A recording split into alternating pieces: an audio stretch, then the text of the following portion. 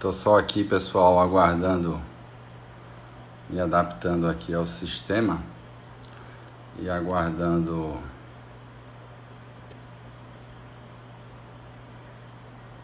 nosso convidado chegar. Vendo aqui alguns conhecidos nossos chegando. Padre Márcio, tudo bem, padre?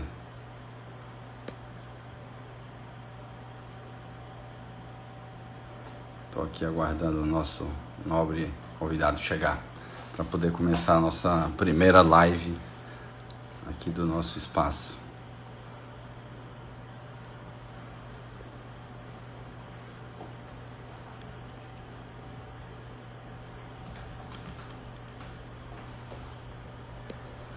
Aqui.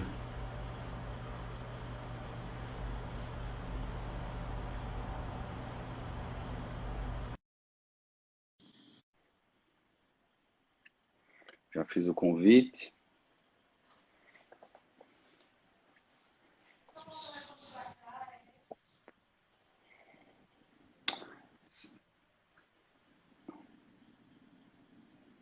Boa noite, Gustavo. Boa noite, Iraquitã. Você está me escutando? Eu não estou usando o microfone, né? Não sei Estou lhe se escutando. é melhor assim que eu fico mais à vontade para falar. Eu estou lhe escutando bem, agora eu não estou lhe vendo. Eu acho que você tem que aceitar o vídeo também, ou então é uma questão de alguns Aceitar o minutos. vídeo. Ele, É chato. Não sei não. Imagina. Como é que é isso, aceitar o vídeo? não, eu não sei se é uma questão da conexão do Instagram, mas eu vi que aqui está aparecendo para mim que está conectando, então de repente vai.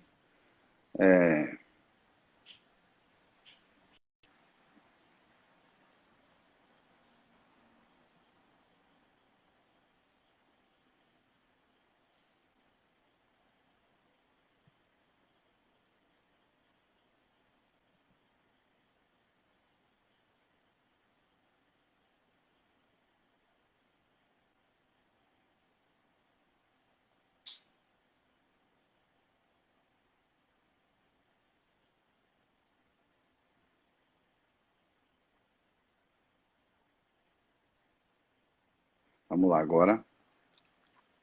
Um cuidado aqui para não cometer um ato falho.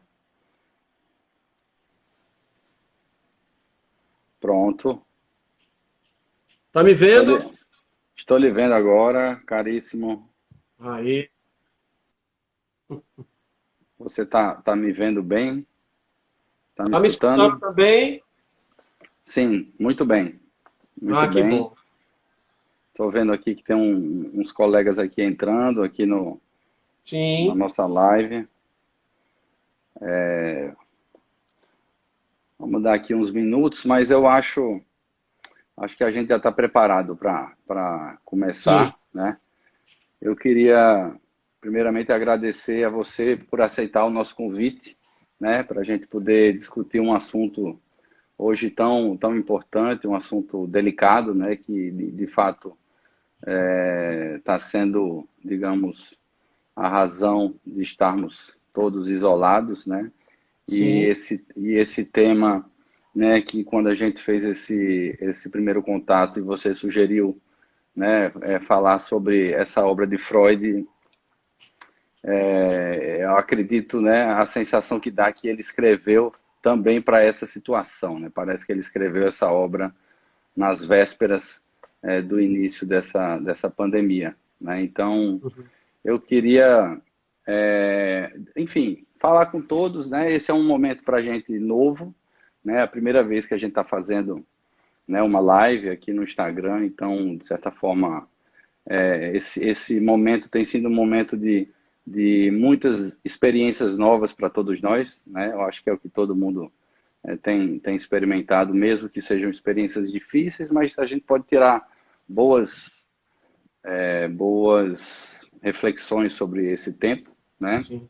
Queria falar para alguns colegas, né, sobre o EPS, né, o que é o EPS, né, o EPS que é uma instituição psicanalítica, uma instituição que nasceu há mais de 20 anos aqui em João Pessoa, na Paraíba.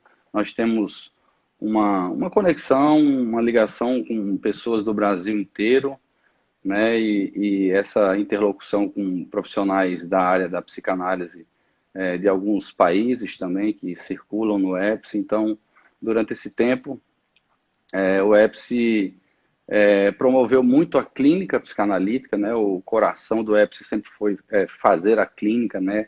Cuidar de pessoas, estar sempre, digamos, promovendo a psicanálise no sentido da clínica. E ao longo desse tempo, o EPS também foi desenvolvendo uma expertise, né, em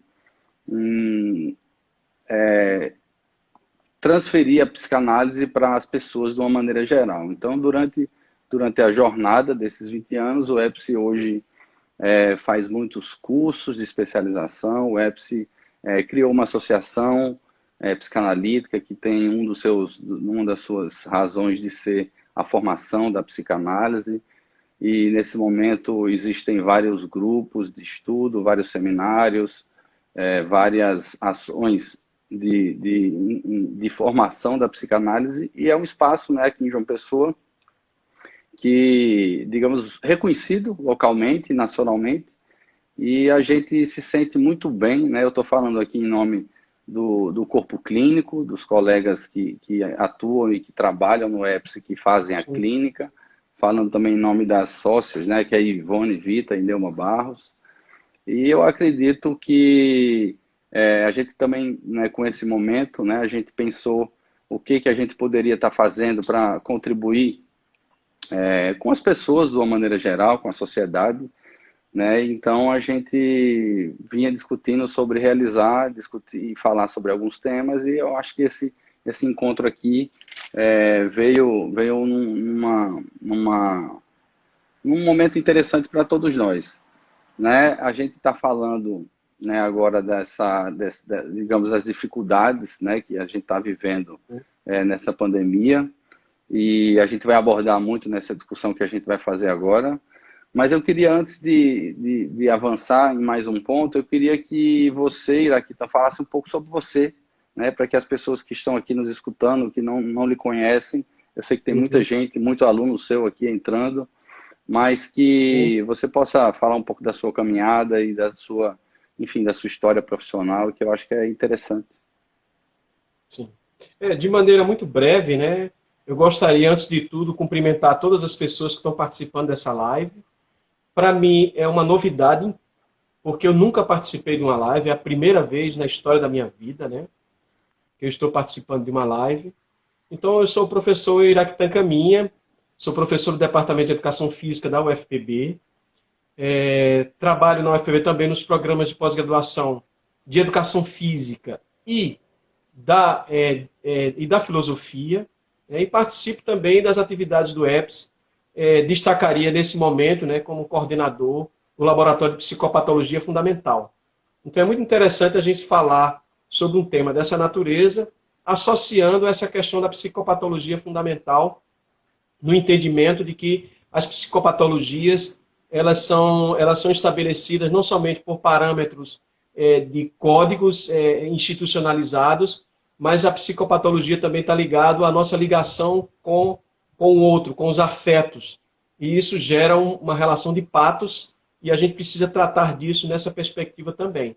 Então, assim, estou muito feliz de estar aqui, muito agradecido ao EPS pelo convite de poder participar desse momento.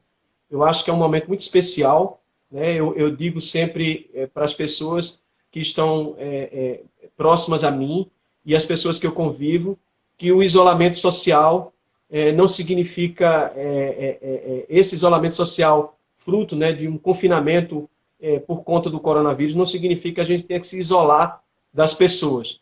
A gente pode usar os recursos que a gente tem hoje de comunicação via online para manter-se ligado às pessoas, né, e manter essa ideia de ficar em casa, né, é importante nesse momento. Sim, perfeitamente, Caríssimo. Então, eu achei muito interessante a escolha do tema dessa obra de Freud, E eu fiz uma breve pesquisa e eu não sabia de uma informação de que Freud, quando fez a entrega, né, a entrega desse manuscrito lá em 1929, né, já no final do ano, né, sim, após a entrega desse manuscrito, em apenas uma semana, foi quando houve digamos assim, o início oficial, né, da Grande Depressão, né, foi sim, na famosa a quinta-feira, a Black Thursday, né, que foi um momento que houve o início, né, da sim, quebra. Enfim, foram muitas discussões e comentários sobre né, o texto é datado uhum, de 1930, né? Enfim, já uhum, nos últimos anos ali da vida de Freud, mas eu acho que o contexto, né, em que ele elaborou e fez digamos assim, esse texto foi um contexto assim, digamos, bastante delicado, mas que já meio que sim. tinha uma certa previsibilidade sobre esse mal-estar. Sim. É interessante você destacar esse episódio, né? E eu gostaria assim, de começar a falar particularmente do texto, porque esse semestre eu estou ministrando um curso lá, uma disciplina no mestrado de filosofia, e eu escolhi esse texto para ministrar um curso. Né?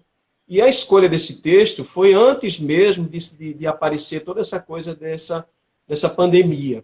Né? Então, foi muito interessante quando eu comecei a ministrar aula, inclusive as aulas eu estou ministrando à distância, porque a pós-graduação na UFPB, ela continua suas atividades. Algumas pós suspenderam as aulas, mas outras pós estão com as aulas, né, acontecendo.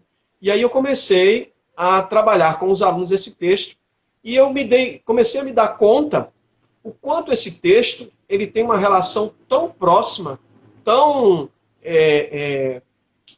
tão próxima do tempo que a gente está vivendo. Né? Uma curiosidade é que quando eu olhei o cartaz do texto, né, eu não sei se todo mundo observou, mas tem assim, o mal-estar nas civilizações. Eu, quando olhei para Sim, aquilo, disse, poxa vida, na verdade o texto é mal-estar na civilização. Mas eu sim, fiquei assim, eu fiquei surpreso com aquilo, mas ao mesmo tempo eu fiquei pensando um pouco no contexto da psicanálise, né? Quer dizer, ali houve uma falha, um esquecimento, né? Algo de natureza do erro e que nos permite, de uma certa forma, traduzir, né, de um certo sentido, a experiência do inconsciente. E eu me lembrei imediatamente de uma entrevista que eu vi recentemente, né, com Edgar Morin, que ele fala que esse tempo é um tempo de desconstrução. Né? E talvez até a gente precise desconstruir um pouco essa ideia de civilização e apontar para a construção de novas formas de ver a civilização. Né? Quem sabe esse lapso, esse erro, né, esse ato falho, vamos dizer assim, de colocar, né, o mal-estar nas civilizações, apontam para essa direção. Mas o texto do mal-estar na civilização é um texto muito interessante, porque Freud começa o texto retomando um outro texto dele, que é O Futuro de uma Ilusão, onde ele discute com um francês, né, da literatura, o Romain Rolland, que defende uma tese muito curiosa de que a experiência religiosa é uma experiência de um sentimento oceânico, de estar ligado ao todo, ao cosmos. Né? Freud retoma essa ideia e diz que ele mesmo não tem esse sentimento, mas também não discorda da possibilidade de se ter esse sentimento. O que ele faz naquele momento é tentar pensar se a experiência religiosa é marcada por um sentimento de oceânico, de relação com o todo, é preciso voltar um pouco e se perguntar como é que o sujeito, o eu, a subjetividade se constitui. Ele começa o texto fazendo essa discussão sobre a subjetividade, sobre o sujeito, sobre o eu. E ele faz uma elaboração interessante, porque é um texto já do final da vida de Freud. Né? Então, ali ele tem a oportunidade de retomar várias questões da sua obra. E uma delas é falar de que o eu ele se prolonga numa estrutura que não se fecha na consciência autônoma, mas que tem a dimensão do inconsciente, né, que é a grande novidade do pensamento de Freud. Então ele diz, olha, o eu não é uma estrutura autônoma, pensando um pouco a la Descartes, como se tivesse um eu claro, evidente, mas o eu é estruturado a partir de uma dinâmica de estruturação que existe o eu, mas existe também, né, as forças pulsionais do id e as forças do supereu. Então, ele desarruma um pouco essa ideia de uma estrutura do eu autônomo, né, capaz de se estruturar especificamente pela racionalidade. E isso é muito importante, porque isso coloca a Freud como alguém que mexe com o modo de pensar, que mexe com a forma de conceber as coisas. Então é muito interessante ler esse texto, discutir esse texto nesse momento que a gente está vivendo, porque vai exigir da gente revisitar certas estruturas fixas já elaboradas, repensar certos valores. Então é muito interessante a gente entrar em contato com esse texto e ver Freud falando dessa estrutura do eu. E aí quando ele fala dessa estrutura, aí ele se pergunta como é que essa estrutura do eu, né, pensada de maneira alargada, considerando também o inconsciente, se apresenta no cenário da civilização. E quando ele usa a ideia de civilização, ele está pensando sobretudo da civilização, vamos dizer assim, ocidental, a civilização europeia. Né? Então ele não está considerando a possibilidade de uma pluralidade de civilização. Ele está pensando a civilização no sentido planetário, no sentido de uma civilização universal. Né? Mesmo que no texto apareça Freud falando de cultura e falando de civilização. Às vezes, até alguns tradutores fizeram a opção de falar do mal-estar na cultura e não o mal-estar na civilização. Então tem essa dimensão aí. E aí ele se pergunta qual é a tarefa da civilização. E é muito interessante se perguntar qual é a tarefa da civilização. Ele diz que a civilização tem duas tarefas fundamentais. A primeira é nos proteger contra a natureza. E é interessante a gente pensar nisso, por quê? Porque apesar de dizer que Freud fala de uma proteção contra a natureza, nós somos também seres naturais. Né? Não é à toa que nós somos afetados pelo vírus. O vírus é um ser que nos afeta, que nos traz perturbações vamos dizer assim, do nosso bem-estar. Né? Então imagine uma pessoa, né, que está se sentindo bem, né, está fazendo suas atividades físicas, se alimentando bem, né, fez seus últimos exames e de repente é afetado por esse vírus. Então a sua saúde, o seu bem-estar, ele é perturbado. Então nós não somos fora da natureza, nós estamos na natureza. Então a civilização é esse trabalho conjunto da humanidade para melhorar as nossas condições de vida perante a natureza.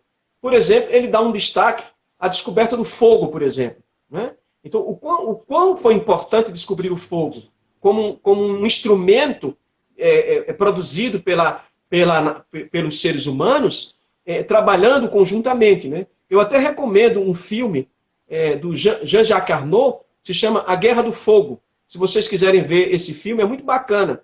É um filme clássico, né, que fala exatamente das comunidades humanas, como é que eles conseguiram dominar a técnica da produção do fogo.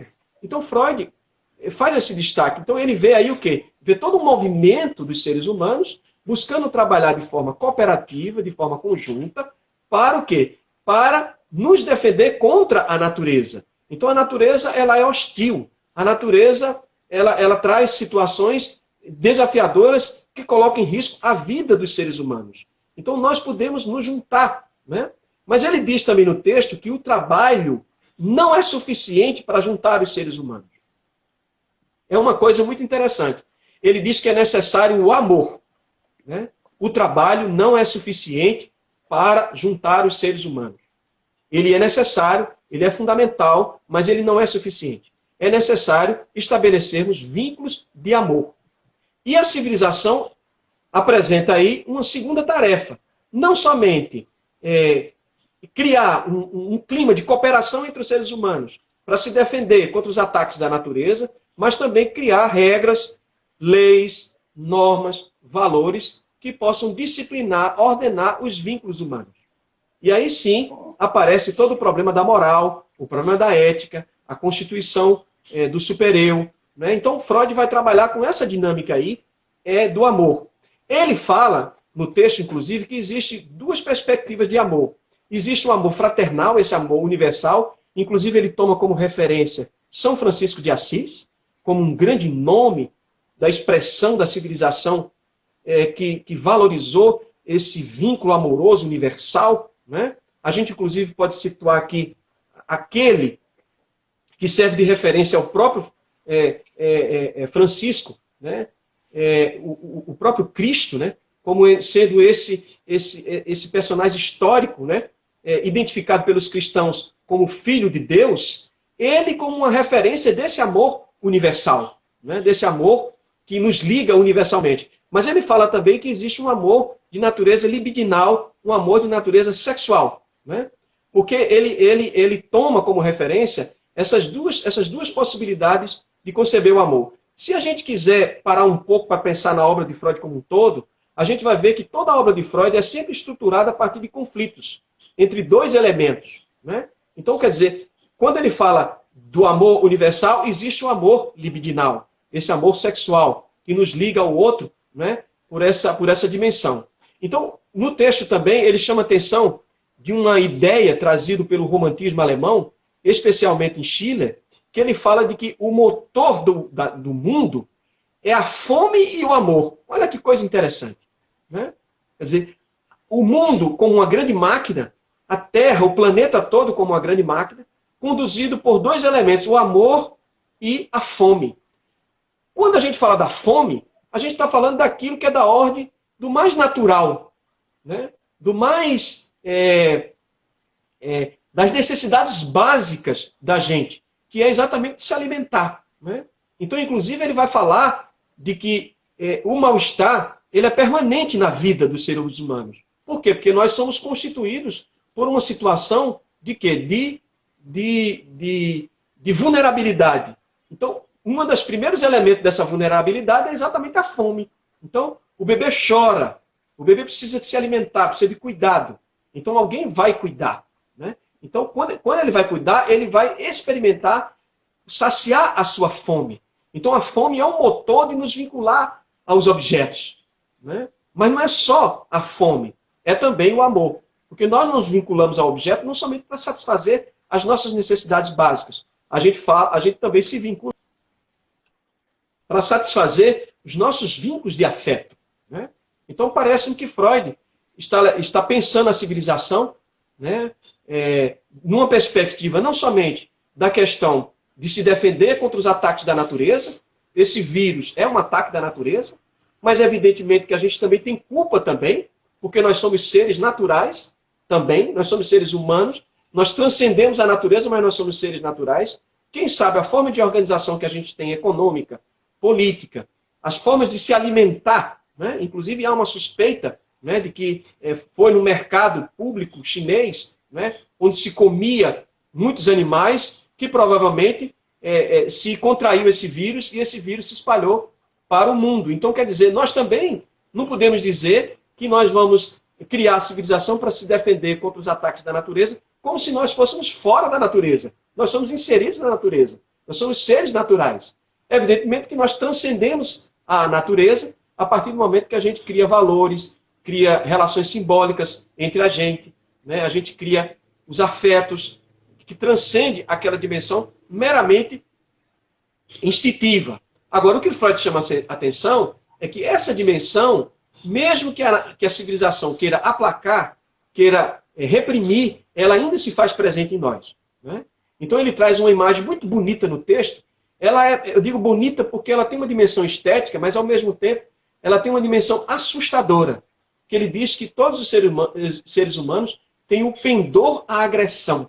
Né? Inclusive é uma imagem, por isso que eu acho que é uma imagem bela, a ideia de um pendor como se fosse um pêndulo, né? Que balança de um lado para o outro. Né? Então a gente tem essa dimensão de nos unir pelo afeto, pela solidariedade, pela amizade, né? Mas também a gente tem a nossa forma de existir também caminha para um outro lado, que é a agressividade. Então a agressividade faz parte dos seres humanos. Então nós também temos essa dimensão da agressividade, né? Que faz parte da estrutura dos seres humanos. Né? Caríssimo, Em Você relação ao que quer você fazer está alguma falando, observação? eu só queria, eu acho que é interessante que tem uma frase que ele coloca, né, ele está a entender isso, né? O homem é um lobo para o homem. Na verdade, essa frase Freud traz para o texto, né? Que o homem é o lobo do homem, né? É uma frase atribuída a um filósofo que agora, nesse momento, infelizmente, eu esqueci. Eu acho que foi a emoção. Mas daqui a pouco eu lembro, Sim. né? Thomas Hobbes, né? Eu escutei aqui uma ajuda do universitário, Lucas, meu filho, deu o Sim. sinal aqui, Thomas Hobbes, né? Então, ele traz essa dimensão, por quê? Porque a civilização vai funcionar justamente para evitar que nós, enquanto lobos, sejamos destruidores de nós mesmos, né? Então, Sim. se o homem é lobo Perfeito. do homem, né? É como se a civilização aparece para frear, né? Para reprimir, né? É por isso que ele vai dizer que a civilização ela traz a possibilidade da gente criar uma estrutura coletiva, mas ela também traz elementos patológicos. Inclusive, ele diz que as neuroses nascem por conta da civilização. Veja que situação paradoxal. Freud coloca sempre o seu pensamento numa perspectiva paradoxal, né? Qual é o paradoxo? Veja bem, a civilização existe para reprimir, para inibir os nossos impulsos selvagens, né? Aquilo que é da ordem de uma agressão, né? Esse uso da possibilidade de uma agressão, né? De sermos violentos. A civilização vai reprimir isso. Isso, em tese, parece ser saudável, parece ser bom. A civilização não consegue cumprir essa tarefa. É curioso, né? Freud diz que ela não consegue cumprir totalmente essa tarefa, mas, ao mesmo tempo, gera em nós patologias, né? Inclusive, Freud diz que esse esforço de construir a civilização é o esforço humano de buscar a felicidade, né? Só que ele diz que a felicidade só é possível do ponto de vista individual, do ponto de vista singular. É interessante isso. Quer dizer, a gente pode até pensar a felicidade no campo político, no campo da polis, no campo da coletividade, mas tem uma dimensão que é de natureza interna, que é de natureza psíquica. A grande preocupação de Freud é no campo da psique, né? Como cada ser humano faz um movimento, né, de buscar a sua felicidade. E a gente sabe que a felicidade, né, está em contato com a civilização, em contato com uns com os outros, mas esse lugar também ele é recheado de privações, de repressão, né? Inclusive tem um texto famoso de Herbert Marcuse, né, da Escola de Frankfurt, que é Ero e Civilização, que ele diz, tudo bem, ele concorda com Freud, para haver civilização é preciso o quê? É preciso haver repressão. Mas por que a gente precisa de repressão excessiva, né? Por que a gente constrói uma sociedade muito repressiva, né? Então ele fala de uma necessidade da repressão, mas de uma necessidade que seja fundamental para garantir a civilização. Mas não precisa de muita repressão, porque ela pode ser severa, ela pode ser prejudicial e trazer patologias, trazer neuroses para os seres humanos, né? Então, o próprio Freud reconhece isso. Então, me parece que essa é uma questão decisiva para a gente compreender a importância da civilização, né? Tanto do ponto de vista da nossa proteção contra a natureza, né? Como do ponto de vista de ordenar os nossos vínculos humanos, né? Uma questão, por exemplo, central no texto é a questão do sentimento de culpa. Freud trabalha muito essa questão do sentimento de culpa no texto, né? Quer dizer, é como se nós pudéssemos dizer, nós estamos vivendo num cenário em que há uma recomendação da Organização Mundial de Saúde que diga, olha, fique em casa, hashtag fique em casa, né? Por quê? Porque esse vírus ele é perigoso, ele tem uma velocidade de mutação muito grande, né? As pessoas podem adquirir o vírus e ter reações que a gente não sabe o controle muito bem disso, né? E isso pode lotar os hospitais podem não estar preparados para isso, né? Então, quer dizer, tem toda uma orientação científica com base em estudos, né? Evidentemente que essas elaborações científicas são frágeis nesse momento, elas são extremamente frágeis, porque elas estão em construção. Inclusive, a gente precisa entender, o próprio Edgar Morin fala de que a ciência compreender que ela é biodegradável. O que ele quer dizer com isso? Quer dizer que a ciência também tem suas fragilidades. E talvez a ciência de 2 meses atrás, ela não serve para a ciência de agora, para esse momento que a gente está vivendo. Então é preciso haver um reconhecimento das limites da própria ciência.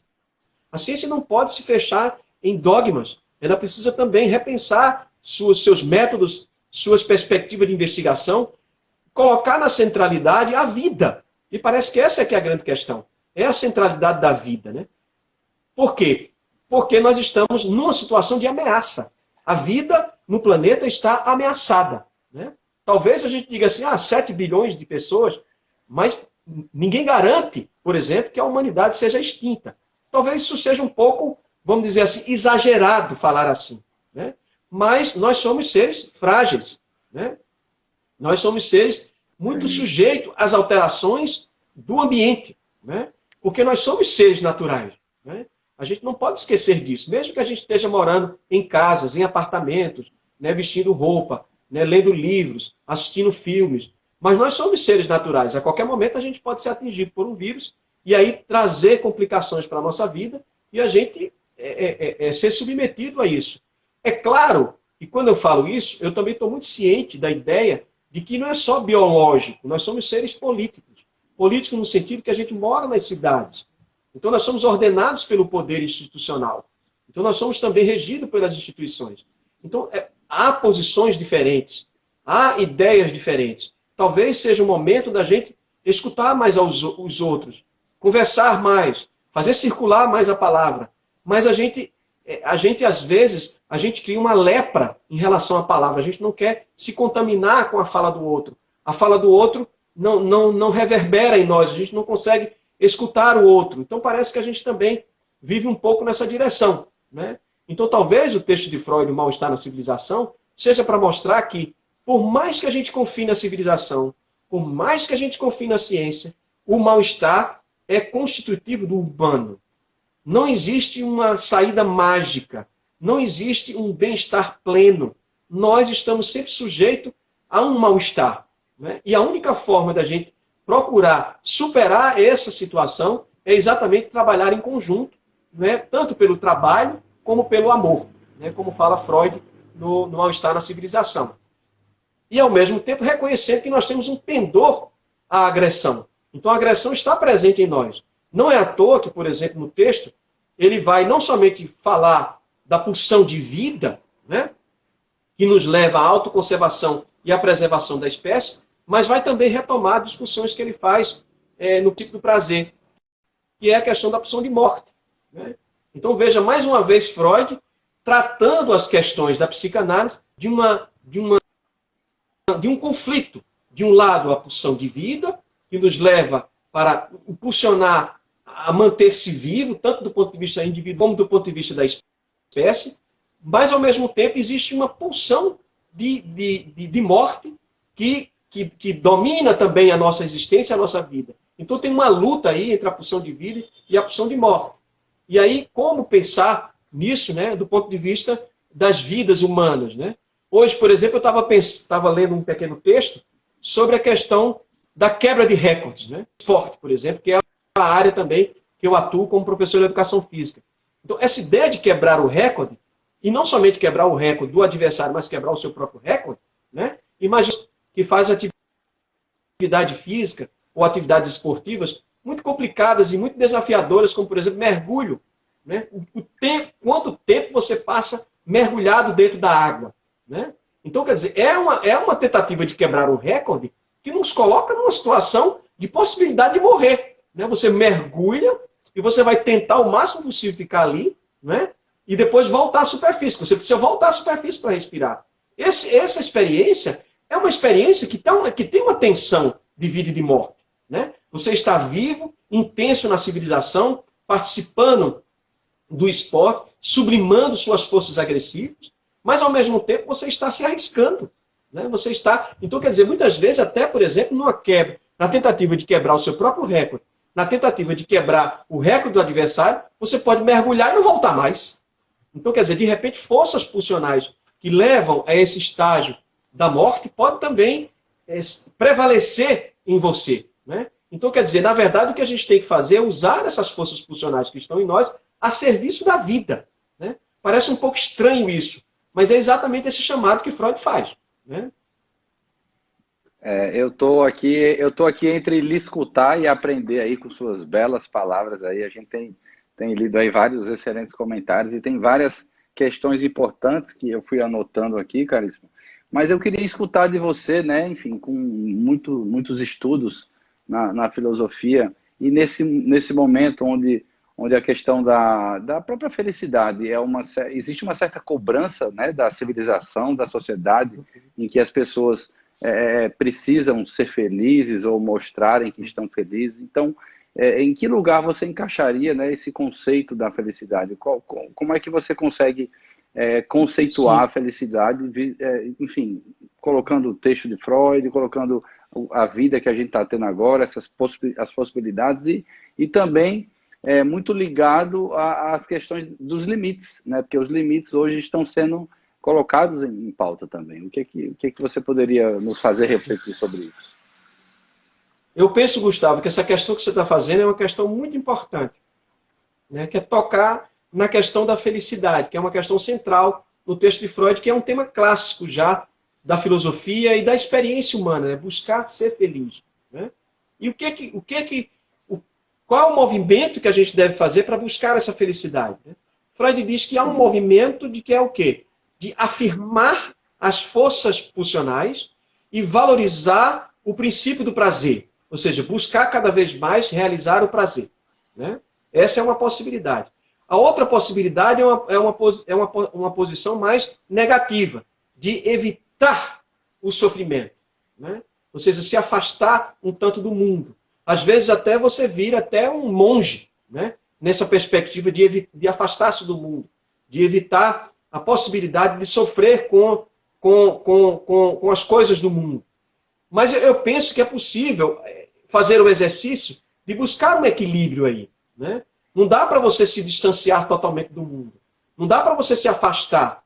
É possível você viver um estilo de vida em que você, por um lado, vai buscar um movimento de se aproximar das coisas do mundo, de buscar a realização do prazer, né? Mas, por outro lado, você precisa encontrar formas de limitar essa experiência de prazer. É aí onde é que entra a civilização. A civilização dá respostas para isso. Mas talvez a civilização, nesse momento, precisa rever essas alternativas. Precisa rever essas respostas, né? Parece que Freud está nos chamando a atenção para essa direção, né? Então, há um princípio do prazer, né? Esse princípio do prazer nos impulsiona para buscar ligar-se aos objetos, para satisfazer o nosso prazer, né? Mas existe também essa dimensão do medo, né? Do medo da morte, do medo de algo que possa lhe trazer a morte, e você se afastar, né? Como dosar isso? Então, parece-me que essa é o grande desafio dos seres humanos. É buscar uma espécie de medida do uso dessas forças, né? Do princípio que nos leva, né, ao prazer, e dos princípios e de uma força que nos leva a nos conter, né? Parece que tem trabalhar um pouco nessa tensão aí. E a felicidade, no meu entendimento, só é possível de maneira cooperativa, né? A partir de laços entre os humanos, né? Mas é possível também compreender que os humanos, né, ele, ao mesmo tempo que ele, por exemplo, ele faz o trabalho cooperativo, mas ele também faz o trabalho de exploração, né? É possível explorar pelo trabalho. O próprio Freud chama a atenção disso. O trabalho, que é uma dimensão em que nós podemos, de maneira cooperativa, produzirmos algo junto, né? Estabelecendo a cultura, estabelecendo a civilização, a gente também pode explorar o outro através do trabalho. Então é possível a gente pensar, né, sobre essas questões, inclusive nesse tempo que a gente está vivendo, né? Por exemplo, nós temos que muitas vezes, pelo menos é o nosso caso, de financiar, né, os nossos trabalhadores, né, por exemplo, os trabalhadores que trabalham nas casas, né, os secretários, como a gente chama, as secretárias, a gente está bancando, né, o pagamento dele e nós é que estamos fazendo a tarefa. Né? Eu me pego numa situação interessante. Todo sábado de manhã, né, então eu vou fazer a faxina da casa. Então eu vou lavar os banheiros, varrer a casa, limpar o chão. Então, quer dizer, eu estou fazendo uma atividade, uma atribuição, que de repente eu pagava alguém e eu estou pagando essa pessoa para ele ficar em casa, manter a ideia do hashtag Fica em Casa, e eu que estou fazendo isso. Isso me leva a uma perspectiva de reflexão que me coloca numa situação em que eu preciso repensar a vida, repensar os vínculos de trabalho. Talvez esse seja o tempo, né, de pensar a felicidade de maneira mais elástica possível. Né? Esse é um conceito que a gente usa muito na clínica, né, a partir, né, de uma ideia de que a gente precisa, né, considerar a clínica nesse momento, né, a partir de uma dinâmica flexível, né, e de repente a gente precisa também alargar essa noção de elasticidade para a vida. A vida precisa ser elástica. Né? Como diz o próprio Winnicott, que diz que a vida flexível é sinal de saúde. Olha que coisa interessante. Né? Quer dizer, as pessoas muito rígidas, muito fechadas, elas tendem a adoecimento. Né? Então, essa ideia diferente, né, de elasticidade da clínica, a gente pode pensar, estender também para a vida. Pensando à luz, né, de Winnicott, né, uma perspectiva de flexibilizar a vida. Aquilo que a gente tinha tão rígido, tão fechado, tão estabelecido como uma rocha, né, a gente pode transformar isso em algo mais flexível, mais dinâmico, que nos permite ressignificar a vida, ressignificar a nossa história, criar uma rotina que a gente não tinha, é uma rotina diferente, fazer coisas que muitas vezes a gente não tinha como fazer, por exemplo, ver filmes. Né? Eu sei que muitas pessoas estão vivendo situações desafiadoras nesse momento, né? Com a perda de seus trabalhos, né? Muitas vezes até passando necessidade, mas é a hora também da gente se juntar, ajudar as pessoas, né? Comprar cestas básicas, dividir entre as pessoas, fazer alguma coisa. Né? Eu conversei com pessoas, por exemplo, que trabalham em presídios, e falando da necessidade de flexibilizar, às vezes até regras do presídio para esse momento. Né? Então, eu acho que é um momento também da gente repensar as nossas relações, repensar os nossos vínculos. Então, mesmo considerando que Freud é um tanto pessimista, né? Dizer que o mal-estar está sempre presente nas nossas vidas, com todo esforço de estar, mas é o mal-estar que marca a nossa existência, né? A vulnerabilidade, o mal-estar, ele é enraizado na nossa existência, ele é constitutivo, a gente não tem como escapar do mal-estar, mas a gente pode minimizar isso de maneira coletiva, né, favorecendo os vínculos de amizade, os vínculos de solidariedade, os vínculos de cooperação, mas ao mesmo tempo com um alerta. Eu acho que essa coisa é importante de Freud. Tem um alerta aí, que nós temos uma tendência para agressão. Isso é muito interessante. Né? A gente também não pode fechar os olhos para isso. Né? Eu acho isso muito importante na obra de Freud. Né? Não sei se você tem alguma observação a fazer ainda.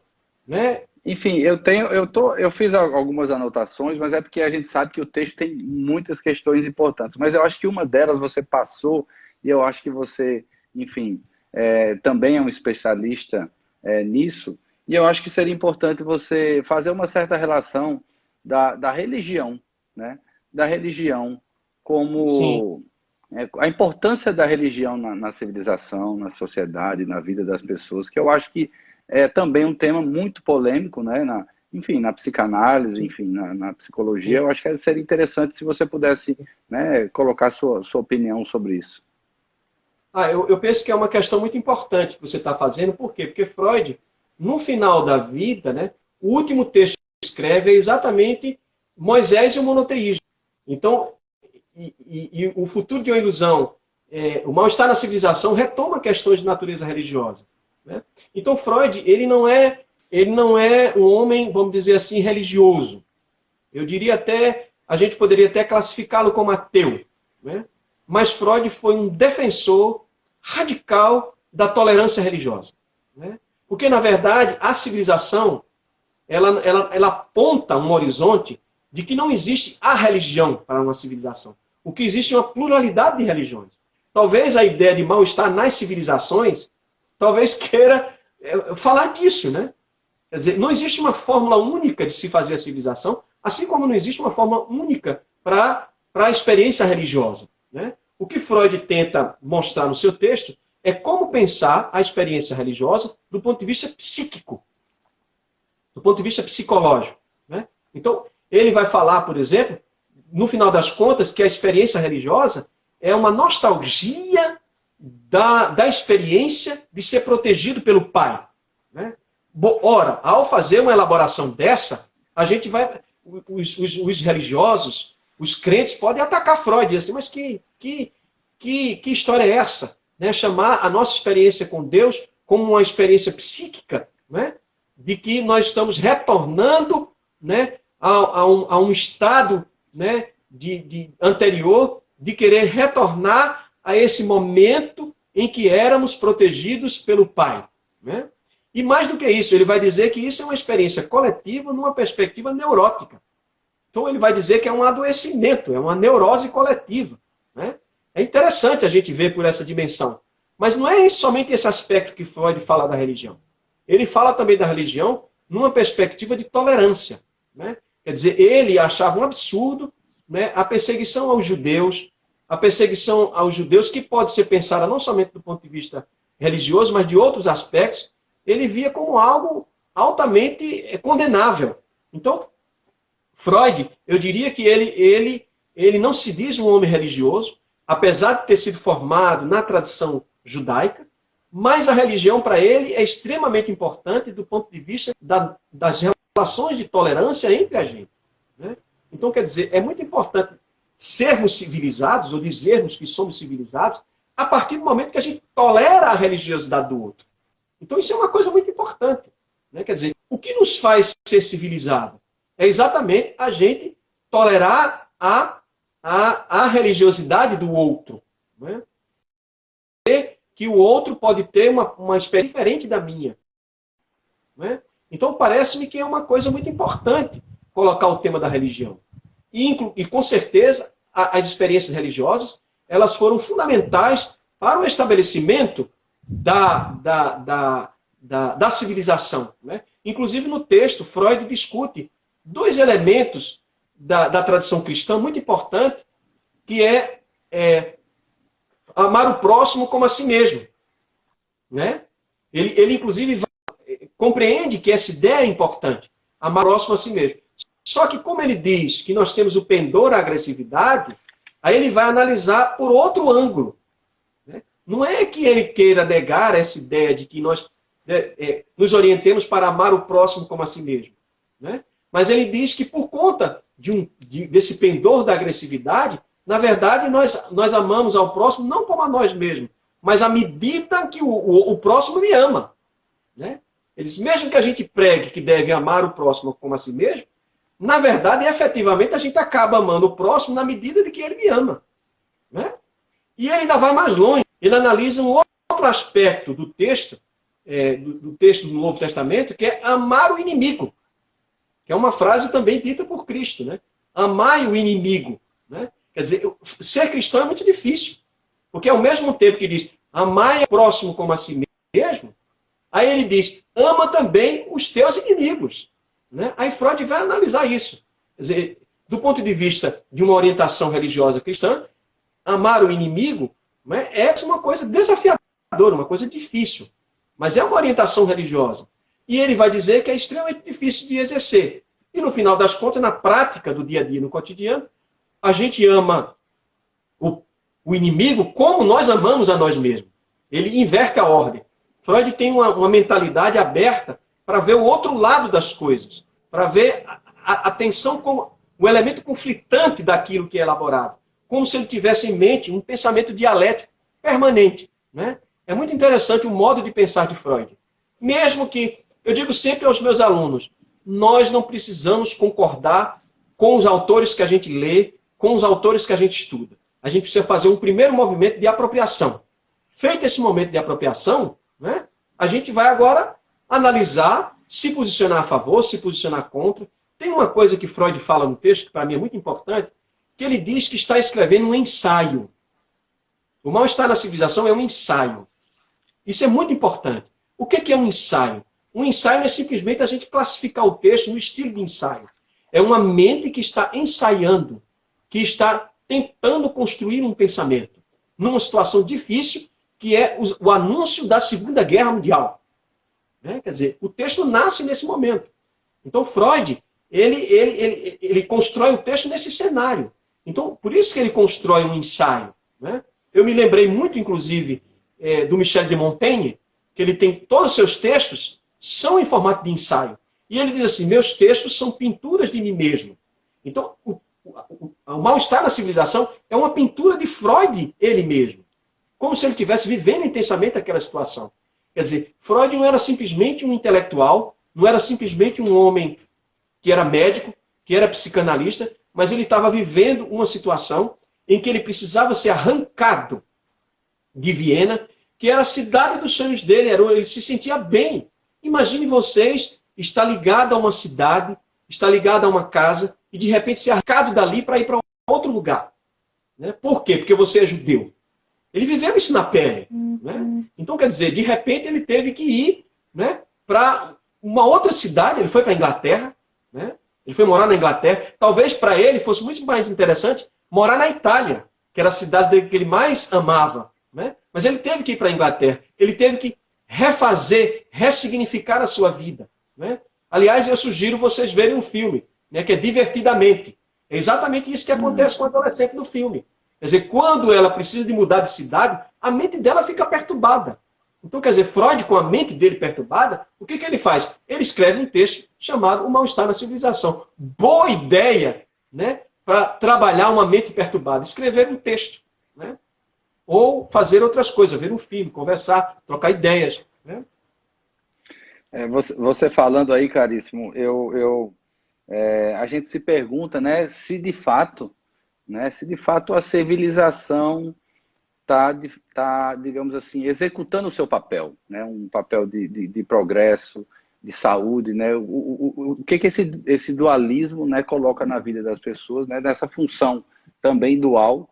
Mas se a civilização, se a sociedade, ela hoje, ela oferece aquilo que se prega. Uhum.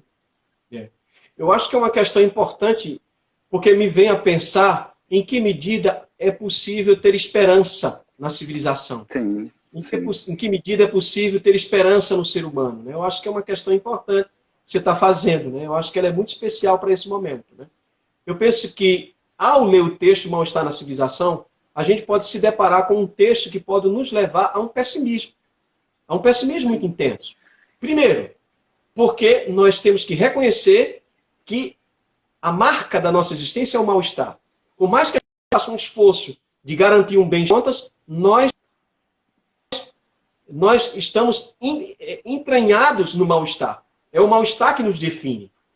Então, isso deixa uma situação um tanto pessimista. Mas, por outro lado, é nessa situação de mal-estar, é nessa situação de vulnerabilidade, que nós nos mobilizamos uns aos outros para cuidar uns dos outros. Freud, ele coloca esse elemento inicial do desamparo, da vulnerabilidade, mas ele leva em consideração essa dimensão do cuidar. Então, talvez aí seja essa dimensão da esperança. Como diz Zeferino Rocha, esperança não no sentido de ficar esperando, paralisado, mas no sentido de caminhar, continuar caminhando, continuar buscando alternativas, formas da gente superar essa situação. Eu acho que é essa a questão. Então, no meu entendimento, é um texto marcadamente pessimista, mas é possível arrancar dali daquele texto uma esperança também. Eu acho que é possível. Freud diz uma coisa no último capítulo, na última parte do texto, muito interessante. Assim, ele chama a atenção para a questão da educação. Olha que coisa interessante. Ele diz assim, não adianta educarmos os nossos jovens, os nossos adolescentes, as nossas crianças, como se elas tivessem que fazer uma viagem para o polo, vestido de roupa de verão, e com um mapa de turista italiano.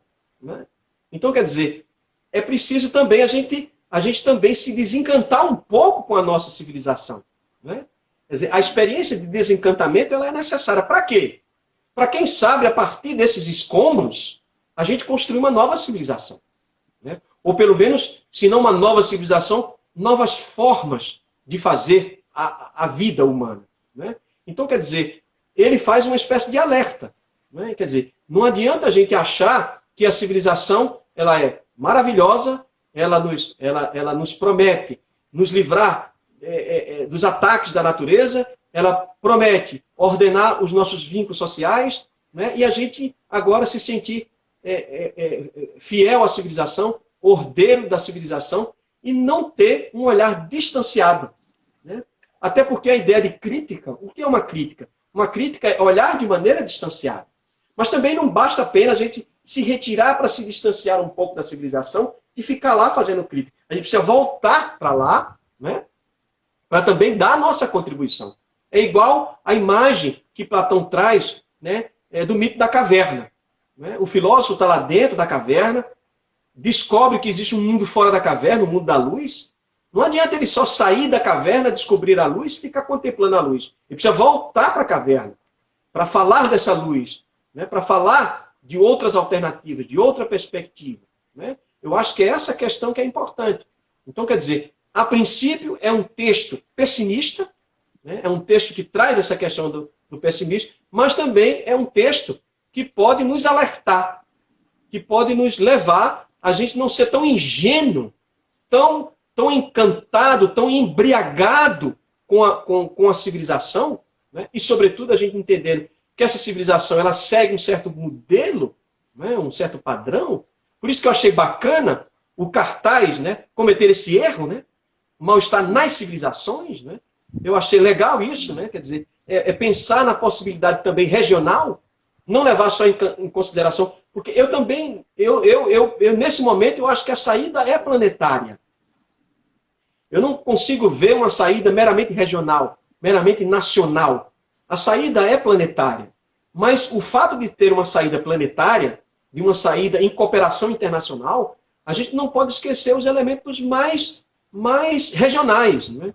E eu, particularmente, que tenho sangue nordestino, não no sentido assim de querer se diferenciar dos outros, mas também de garantir aquilo que é próprio do nordestino, o próprio da vida nordestina. E quem sabe o nordestino também tenha elementos do seu modo de construir a civilização que possa contribuir com a civilização planetária. Então, eu acho que tem essa dimensão aí. Né? Então, eu achei bacana esse erro, né? O mal-estar nas civilizações. Né? Pelo menos eu vi por este ângulo. Né?